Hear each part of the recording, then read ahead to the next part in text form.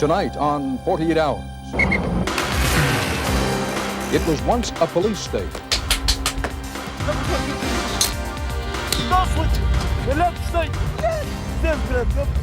But now the police aren't always in control.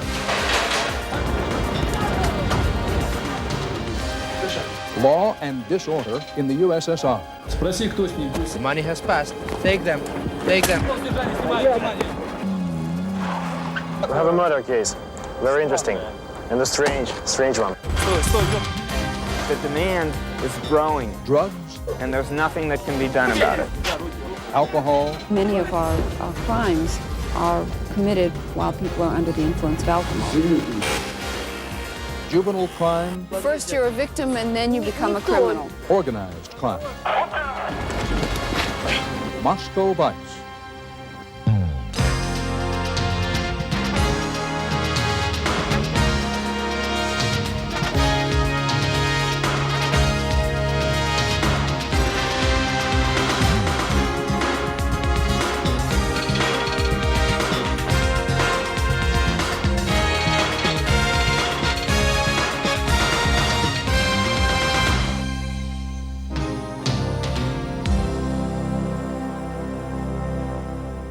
Good evening. We're live in Washington, D.C. President Bush is entertaining Soviet President Mikhail Gorbachev at a formal state dinner. While the presidents are wining and dining at the summit, we're going to visit the lower depths of the country Gorbachev left behind. For example, you will see and hear organized crime in Moscow, the new Russian mob. As the Kremlin loosens its grip on its people, the cop on the beat has his hands full. Crime was up 40% just last year. 48 Hours journeyed to the dark side of the new Russian Revolution, from the streets to the precinct house, covering Moscow Vice.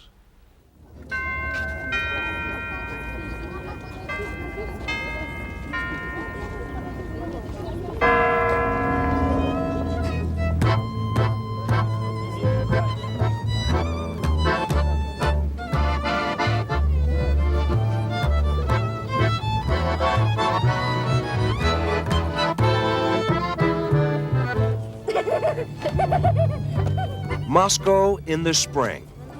As hardline communism continues to thaw, a new order is emerging here. But for now, no one knows the rules.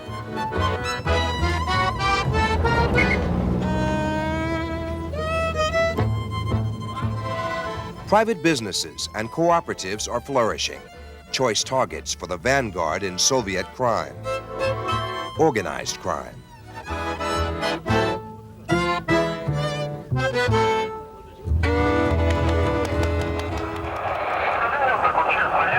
A back street in Moscow. A Soviet businessman, threatened by extortionists, keeps his appointment with the local hood. They wanted 5,000 rubles?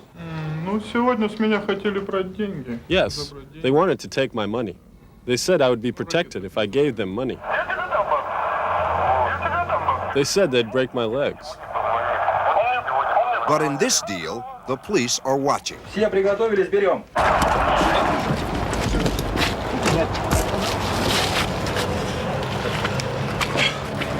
Making the arrest, police officers from a Moscow unit specializing in organized crime.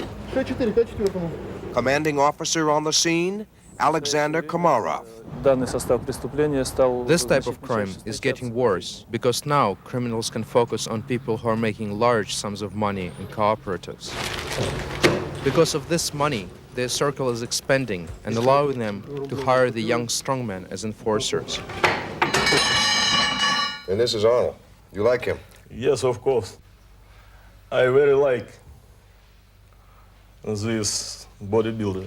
Nick has the power to enforce his own law. He's the leader of a Moscow street gang. Nicholas, why do you have to stay strong? Why do you stay strong? Because if I don't stay strong, I won't be able to survive the competition. I protect businessmen. That's how I live. Legitimate businesses are not the only prey of Moscow's racketeers. When state-run liquor stores close, black marketeers take up the slack. selling booze at inflated prices and paying street gangs for protection. I don't have to beat their face in. If someone doesn't want to pay, we just take his vodka and smash the bottles. Nothing criminal in that. Nick and his boys are one of many gangs fighting to control turf. Today, they're setting off to meet a rival gang, competition trying to muscle in. Забрать наш хлеб, и ничего у них не получилось. They wanted to take our daily bread. They came and started to demand money from the people that nourish us. We told them that we would destroy them if they tried to do that again. Социализм, вот такой, как у нас. Socialism? You mean the kind we have here? I hate it. Where are the things that they promised us at the beginning? We were promised that it was all for the people. Where is it? I don't understand. I can't help about shape I'm in. I can't sing, I ain't pretty, and my legs are thin. But don't ask me what I think of you. I might not give an answer that you want me to. Yes, our boys won today, and we can continue to make money like we did before. On the front lines in the battle against organized crime, Lieutenant Colonel Alex Komarov, a group leader in a special 102-man force. In today's operation, Alexander's unit is hoping to catch bigger fish, what the Soviets loosely call their own mafia. Their target? Members of an ethnic group called the Chechens, the most brutal gang in Moscow. It's another sting. The victim is a middleman in a black market deal gone bad. Now, the Chechen mafia wants him to pay up 6,000 rubles in a country where most people make only 200 a month. After you give him the money, put the newspaper in your jacket. Then we'll move in. Across the street from the rendezvous, the police set up their observation post and wait for the deal to go down. Спроси, кто с ним, пусть скажут, работает или нет. At 1 o'clock sharp, all the players make their entrance. The victim is talking to the other guy. They're discussing the deal now. As soon as the money is passed, we'll take them. The money has passed. Take them. Take them.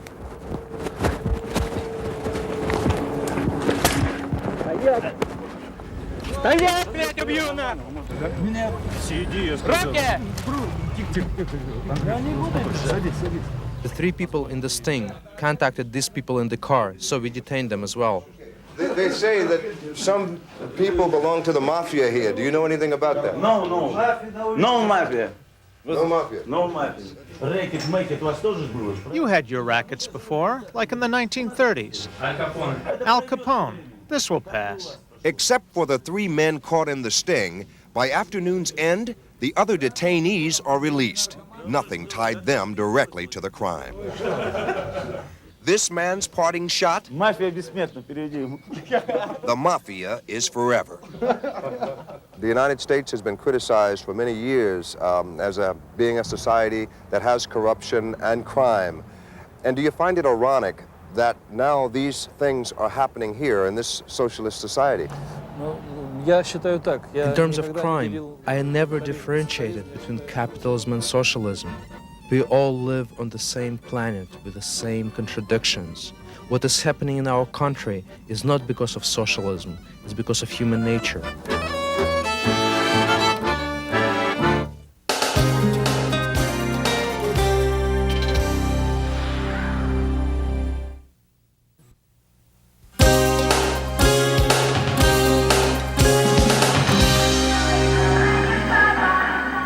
Ever since Gorbachev began lifting the Iron Curtain, all sorts of light has been flooding into the Soviet Union.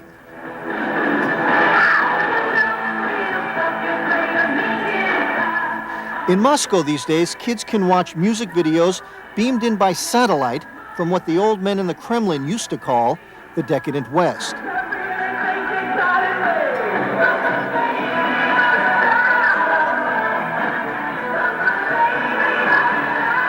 But there's also a darkness amidst the light.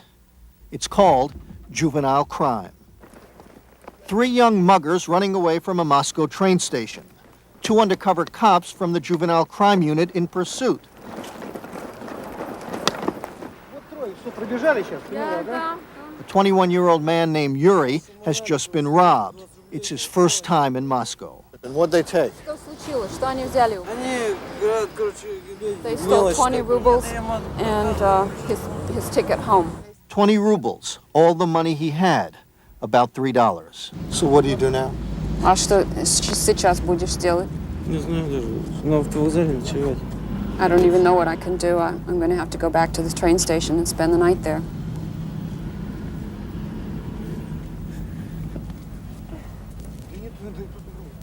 Yuri is 2 days away from home by train, with no way to get there.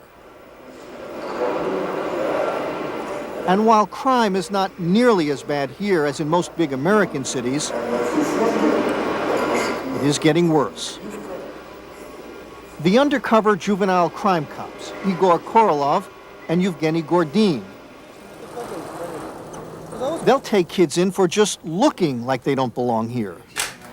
We have a problem with kids who come from out of town because of the economic problems of this country.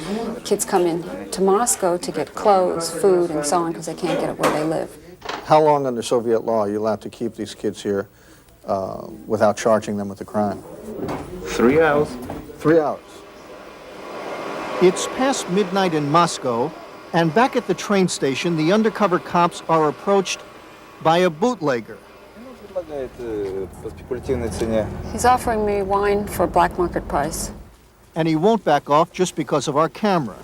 He obviously doesn't know you're a policeman. No, he doesn't, of course. You know, selling wine is illegal. If the cops ever found out, they could arrest you. Бывало, что арестовали. He says he's never been arrested for that, but he's not worried about it happening. You're not worried about it. Why do you do it? Тогда почему вы это делаете? It's against the law. Это же против закона. Every man for himself. Business. It's a business. Okay, good luck. You're going to need it. It's a clear-cut case, but they let him go. Did you feel sorry for him? I feel sorry for him. He's just 21 years old. He's young, and he's already gone.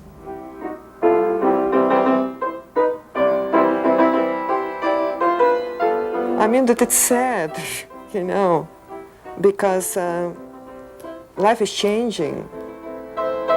Vera Kripanova and her 14-year-old daughter Elizabeth, among Moscow's elite, they see the changes and notice the darkness. And lots of people steal because they feel that it will be worse in the future. So this is the time, the good time for stealing. It's not only for children, it's a mentality.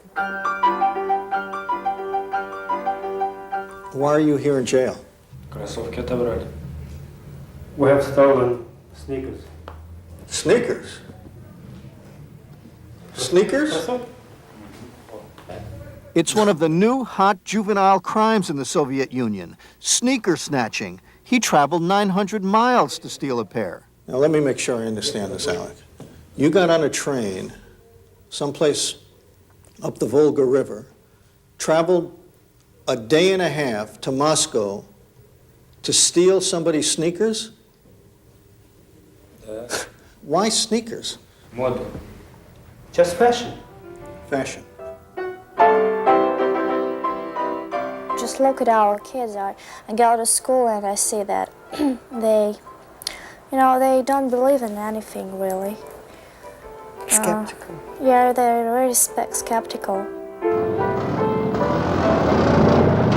The wild ones. Moscow style. Wheelies in the night. Police call them the rockers.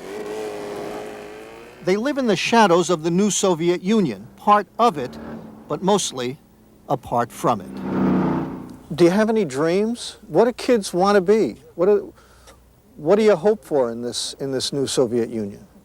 That's a very interesting question. The thing is that I don't think our generation has anything to dream about. Who do you look up to? Do you have any heroes?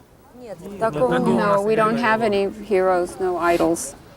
Have any of you, honest, been either the victims of crime or have actually committed crimes yourself?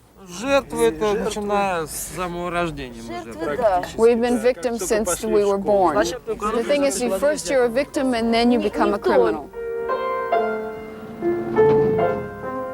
And at the train station, Yuri can't do very much but sit and wait and hope he finds a way home sometime soon. In just a few hours, it will be light outside, and the lighter it gets these days in the Soviet Union, the easier it is to see the darkness.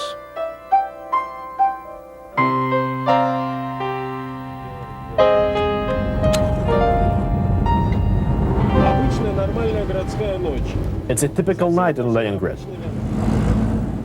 with its typical nightmares, pleasures, sorrows and joys. Where are we going, Alexander? To the cemetery. Each night, crime reporter Alexander Nevzorov is searching for the underside of life in Leningrad. What's in here? A place where scoundrels hide their illegal profits. His nightly investigative program, 600 Seconds, The money is here. is the most popular show on Soviet television. All the graves are full of pocket change. Our state is built on crime. It's normal life here. To be a criminal is normal. His reports have already forced the head of the Communist Party in Leningrad to resign. Why do you think your program's so popular? Because we hate the Bolshevism, the communism. This is the only reason. I don't like communism. I hate them. Why did the communists let you on the air then? Why did they let you on the air to criticize them? They are weak now. They don't have enough power to stop us. Where are we going? We have a murder case. Very interesting. And a strange one. The TV set is still on in the flat. The murder has just been committed. There is blood everywhere. The murder victim owned one of the new private businesses in the Soviet Union. He was shot in his head. First they had a fight. Nevzorov suspects a mob extortion connection. The man was out of control. Everything is broken in the flat. Why include a gruesome murder on your television show? Our life is bloody. It's an event revealing the character of the city. We show it the way it is, how terrible it is. If we don't remind the public what a criminal society this is, it will be even worse. Let's go. Nevzorov was a stuntman in Russian movies before he came up with the idea for 600 Seconds. At least for now, he is Glasnost's biggest star. Do authorities consider you a threat to them in some way because of your popularity? Yes, they do. They consider me a threat. And they are right. Has anyone ever threatened to hurt you? Yes, I'm alive. Nothing happened to me still. No holes in me, no wounds. This is the knife. Another day, another story. He murdered a pregnant woman whom he stabbed with a knife. A convicted murderer is being sentenced. Many Americans would be surprised at the access that you have to this town. You seem to be able to open any door. I have official sources. I have connections in every militia precinct. I have friends everywhere. So the sentence is 13 years in prison and in camp. It should be more severe. It's not enough severe. I would argue with the judge. He knows all the circumstances. But I hate the guy. If it's not a death penalty, for me it's soft. 47 million people will watch Nevzorov tonight. A bigger audience than any news program in the U.S. Bigger than any show on American primetime television.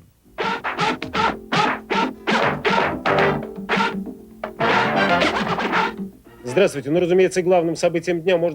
years ago, it was a sensation, but now it is not. We are tired of it. TV executive Sasha Sokolov reflects a growing concern that Nevzorov is getting hooked on the violence he records. All these black things, black sides of our life, it's not very humane, in my opinion. It's not very humane. 12, погода 13-15. До свидания.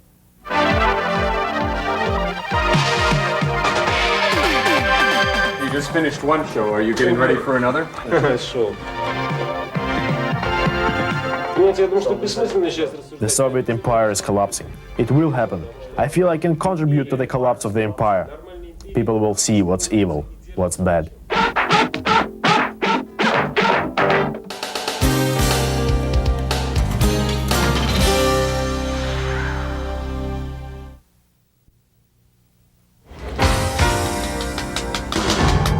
We're here. Let's go. A precinct in southwest Moscow. This night, like every night, these cops are on drunk patrol. Do you get hardened to this?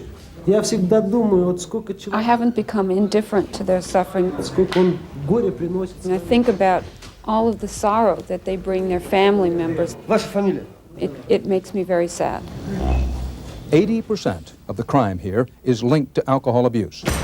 Its effect may even be more devastating on Soviet society than drugs are in the United States. The lady there in the white jacket is a psychiatrist. She was a member of the group that I trained. Leo Kiley is an American with a unique perspective on the problem. Now she realizes that alcoholics are more sensitive, perhaps, than the ordinary person. He is a recovering alcoholic, and 4 years ago, he came to work at this Moscow hospital.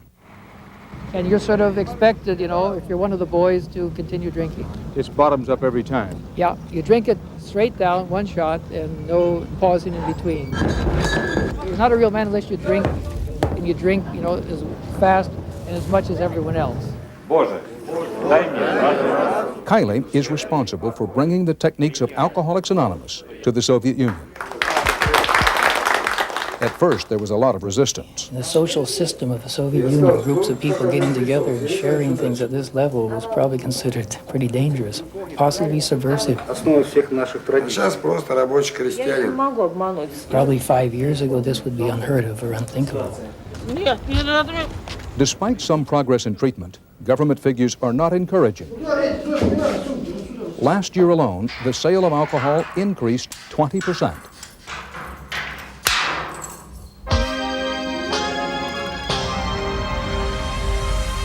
The drug war, Moscow style. What's happening? What's happening?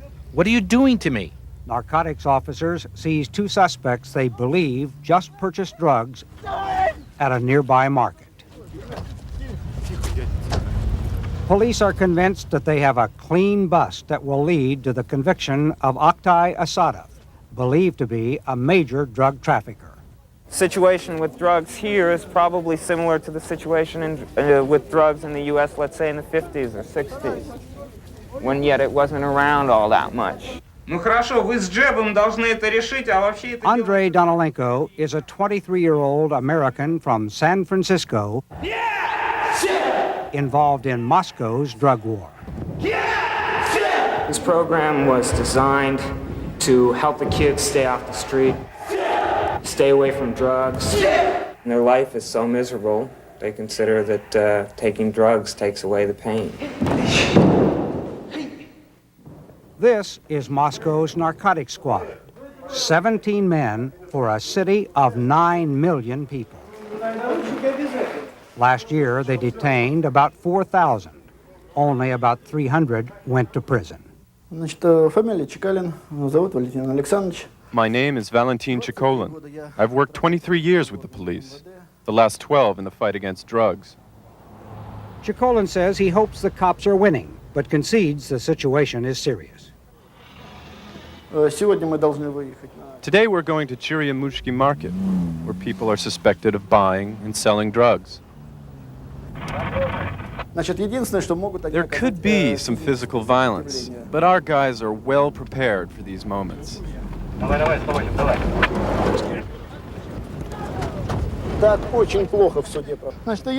If we don't find any drugs, we'll say, sorry, and let them go.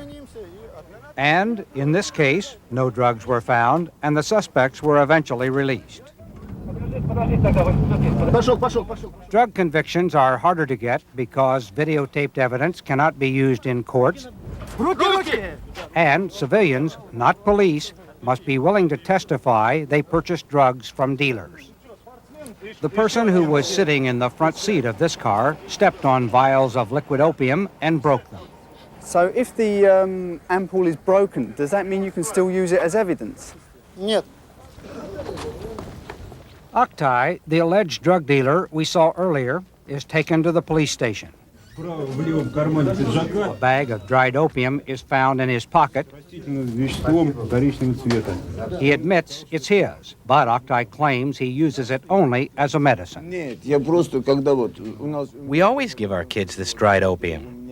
If I've got a stomach ache or my kids have a stomach ache, we just boil it up and drink it. I'm not a drug addict. I don't shoot up. I don't smoke it. Do you have any fresh marks? Huh? No. Look, you said you don't, but you do. How old is this? 24 hours? No, I swear. I got this a long time ago. 4 days later, we found Oktay back on the street. He says that he was beaten up, kicked out of the station, let go, essentially. The police thought Oktay had voluntarily gone to Narcological Hospital number 17, Moscow's only drug treatment facility. But he didn't. What are they using? Mostly they're using opium, various amphetamines, chemical mixtures, poppy seed. Officially, there are 8,000 registered drug addicts in Moscow. But everyone concedes that that number is much too low. I spent all of it on drugs. You're Americans and you're concerned on this problem. You should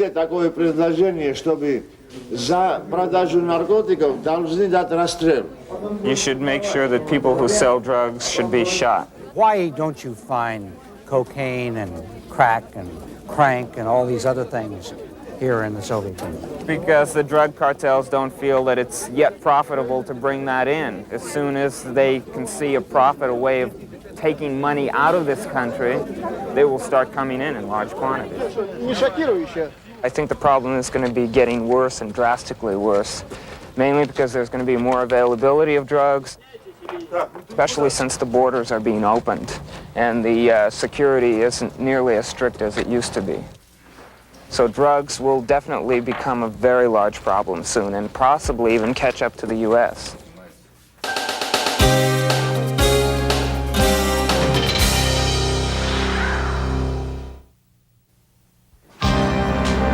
48 Hours will continue.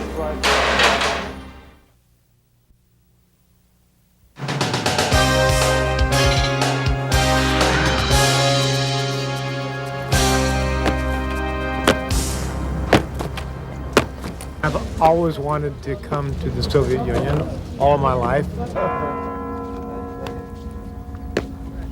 My assumption has always been that they live in a police state, that the police more or less have their way. These Kremlin walls, they are built in 15th century. I'm just really interested to see how they relate to the community.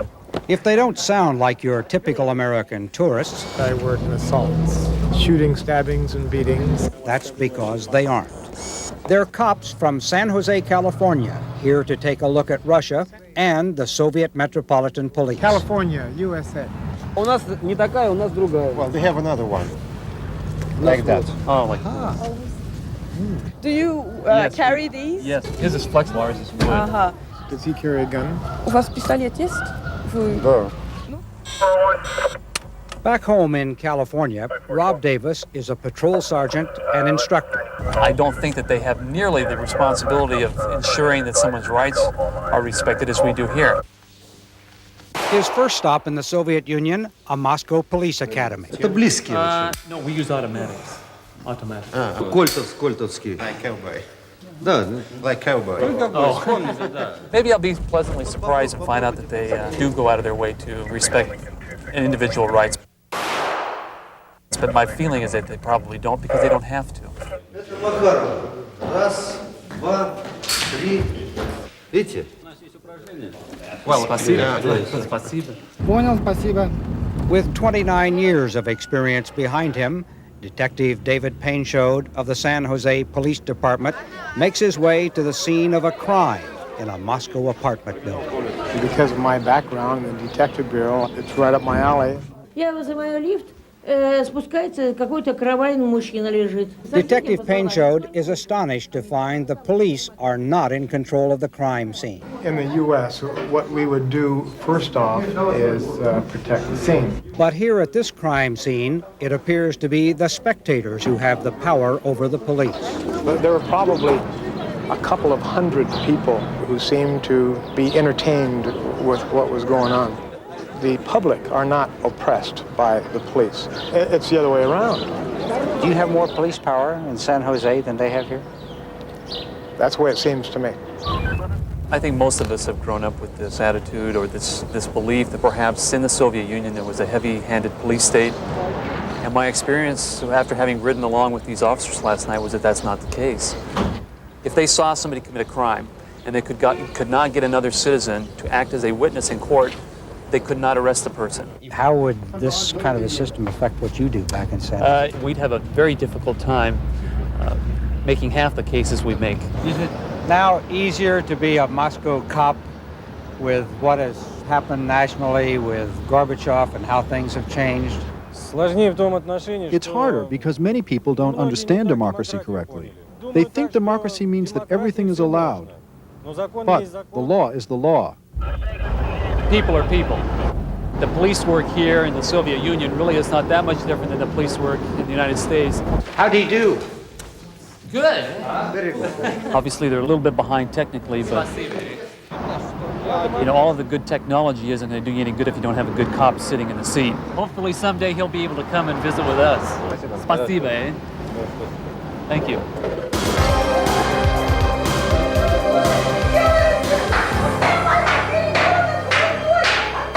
This is the 77th Police Precinct.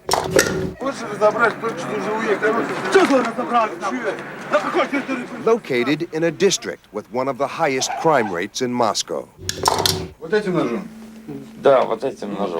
100 police officers on call for 100,000 people. For 1 week, we followed beat cops like Vasily Filionov on tour of the seamier side of Soviet life. Do you see those hookers? He's trying to bribe the door lady to let them in.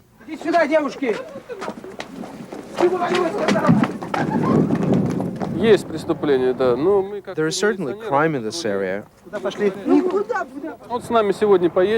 But on patrol, we deal mostly with petty crimes. Fights, hooligans. People aren't happy with their lives. That's why we have crime.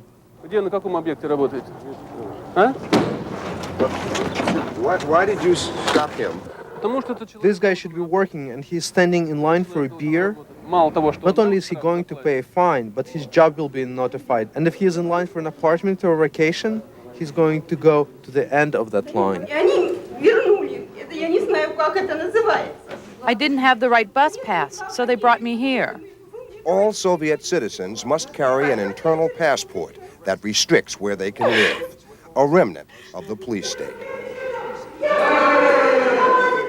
They are pigs. They're not normal. But the old fear of the police is gone. 268 policemen were killed last year in the Soviet Union versus only 70 in America. We deal with criminals every day. They have no reason to love us, and crime is definitely on the rise.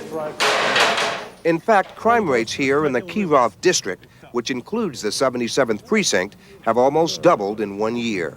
Alexander Puzarevsky heads Kirov's Department of Criminal Investigations.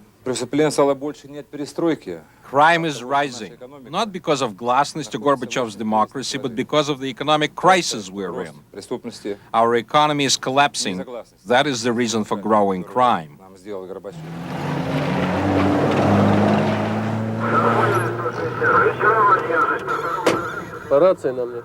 Our radio doesn't work. We're gonna have to go in and find out what the next call is.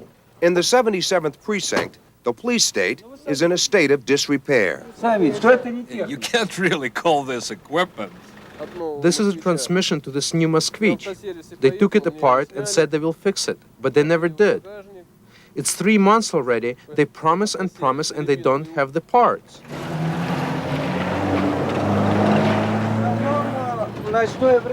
Basically, at night time, we deal mostly with family quarrels. Wife gets beat up by a husband, husband gets beat up by a wife. 99% of family fights are because of alcohol. Then there are the fights because people live in small rooms together. They divorce, you see, and have no place to go, so they still live together and fight. It's an all too common scenario. I don't want to live with you. No, you're the one that's impossible to live with. In a communal apartment where there's no room for reason, a divorced couple shares half of one flat. I'm not from Moscow, so she got an extra room when she married me. Now they want to kick me out. He doesn't want a wife. He wants permission to live in Moscow. We can't solve this problem because it's caused by a shortage of apartments. They need another room. Every family is supposed to have their own apartment by the year 2000, but it'll never happen. I just know if I touch her father, I might kill him. That's why I called the police. As you can see, people here live poorly. 7 or 8 people crammed into little boxes. This is what breeds discontent and crime, even murder. One just happened here yesterday in this block of flats when a wife killed her husband after drinking. Authorities say the victim was stabbed with a kitchen knife, then dragged into an elevator. The same crime scene examined by the San Jose police. The next day, the suspect is brought to the station for questioning. You've been in prison, your husband have been in prison. Are you sorry you killed your husband? Yes, I'm sorry. I have no words to describe how I feel. But he was a sadist. And what punishment do you think is awaiting you?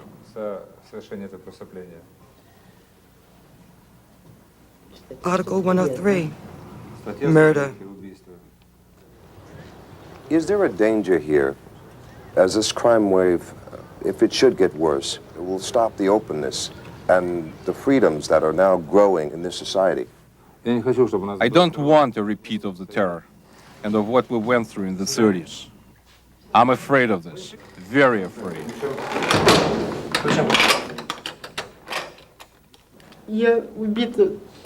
I feel like I killed myself. All those years. It's a nightmare.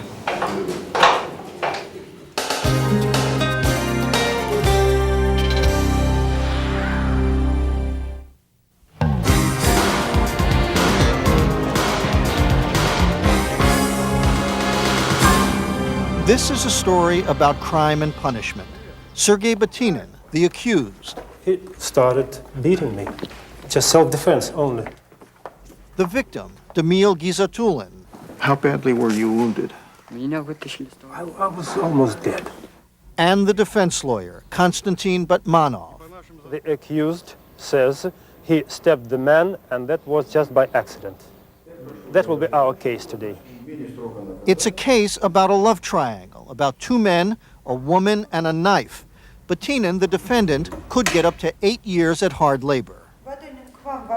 There is no jury, just a judge and 2 private citizens. And in a Soviet court, the judge routinely asks questions. She's not so much a referee as she is an interrogator to draw out the facts. The defendant. He started beating me. What did you do, the judge asks. I took the knife. I just wanted him to leave me alone. The victim. Batinin came into the apartment. He took out a knife. He started waving it around, and he stabbed me in the stomach. The prosecutor. He should be sent away for 6 years. The defense lawyer. I tend to believe that Batinin came to the apartment without any intention to hurt him, but due to the circumstances, he happened to injure him. About an hour later, the verdict. Guilty. The sentence, 6 years at hard labor. And as he's led away, Batinin has one last thing to say. Translation, I should have killed him when I had the chance. Next stop, a Soviet labor camp. Just say the word Soviet labor camp and every American has an image. Well, this isn't it. They don't play volleyball all day, of course. Sometimes they watch TV. This is Krukova Colony, outside Moscow, a model labor camp for mostly young, mostly non-violent offenders. Batinin, the man convicted in the stabbing, will not end up here. He says most other colonies are stricter than this one. So this is, if you have to go to prison, This is the place to come, huh? То если надо в тюрьму, лучше здесь. Yeah. In fact, the labor in this labor camp is making road signs. This is not the Gulag, and they are not political prisoners. They are common criminals, plain and simple. What are you here for? А ты почему здесь? Попытка угона, автомобиль. Try to steal a car. He stole a car.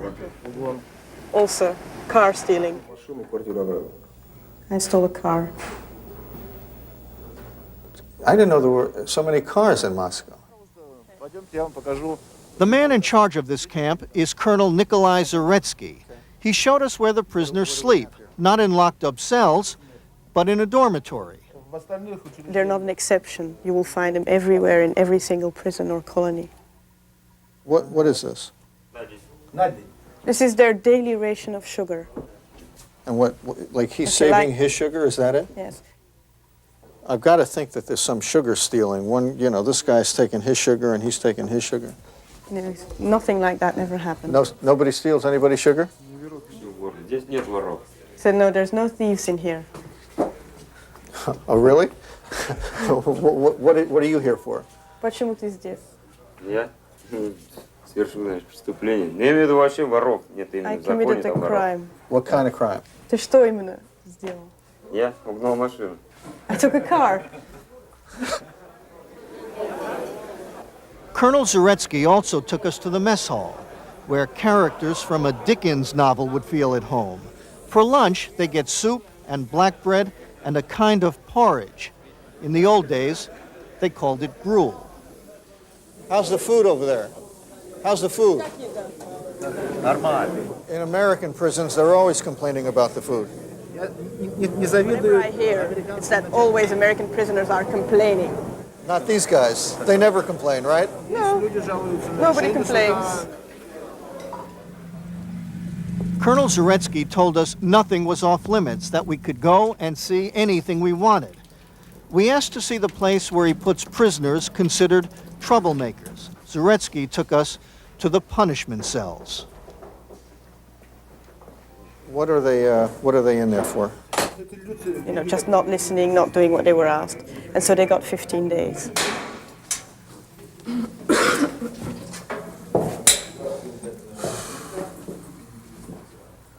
"15 days in this place with no sunlight? What do you do all day?" No, we can't do anything. We're not allowed to do anything. So you just sit or stand or sleep Что сидишь, all day? стоишь или спишь? В таком положении стоящем. Yeah. Лежать днем нельзя. No, we can't lay down. We just have to stand up or sit all day. What do you do when you want to sleep? Спать как? А вот поднимается вот это положение. This, in the evening, this goes up.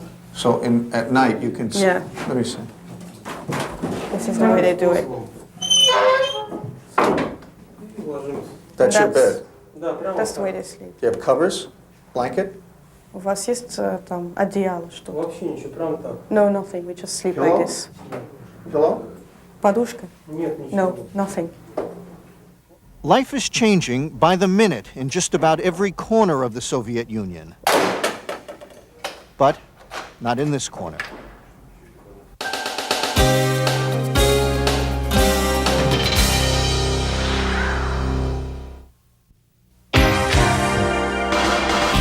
You know, before Mikhail Gorbachev and his new Russian Revolution came to power, neither we nor the Soviet people would have heard or seen what you saw tonight on 48 Hours. And it's important to note that while the Soviet crime problem is real and deep, it's still nothing like what you could find just a few blocks from tonight's state dinner here in Washington. Something unexpected in those Washington streets earlier this evening. Mikhail Gorbachev popped out of his limousine to be seen pressing the flesh and mingling with some startled Americans. Stay tuned to this CBS station for continuing and comprehensive summit coverage, including that which will be on tonight's late local news. I'm Dan Rather reporting tonight from Washington, and that's 48 Hours for this week.